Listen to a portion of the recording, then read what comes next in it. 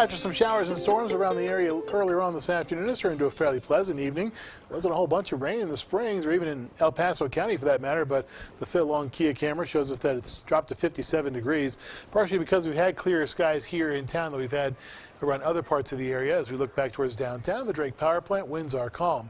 By the time we finish it off, we'll drop down to 60 in the Springs, at least at the airport we will.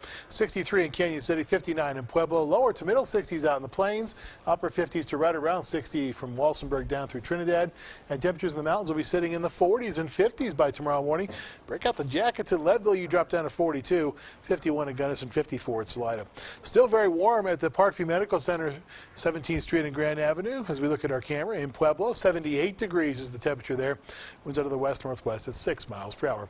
Skyscan satellite and radar shows a fairly persistent band of showers south of Walsenburg and south of Alamosa as you head down into the areas right near the New Mexico line. That's all heading off to the north-northeast very slowly, but it's beginning to fade away because we've lost the heating of the day.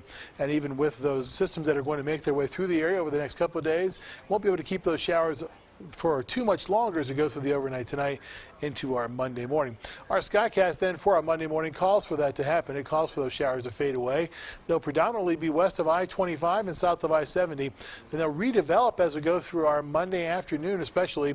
Some of these could be on the strong to severe side. You notice that you see those yellows pop up from time to time, and even some of those brighter yellowish type colors, and some of them again will be on the strong side as we go through the day tomorrow. And yes, some of them will also spread their way east of I-25. It didn't really happen today, but it will happen as we go through our day tomorrow.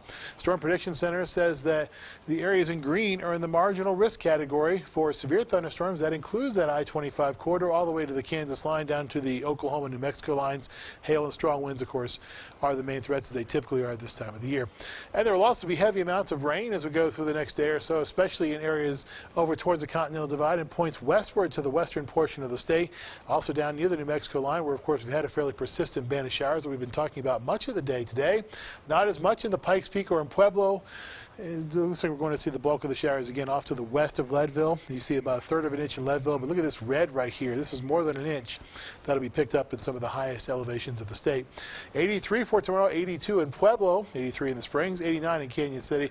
Temperatures pushing 90 degrees out in the plains. Mountains will be sitting in the 60s and 70s. 7-day forecast then, high temperatures stay in the 80s as we go all the way through our 7-day outlook. We do get a bit of a break from the thunderstorms.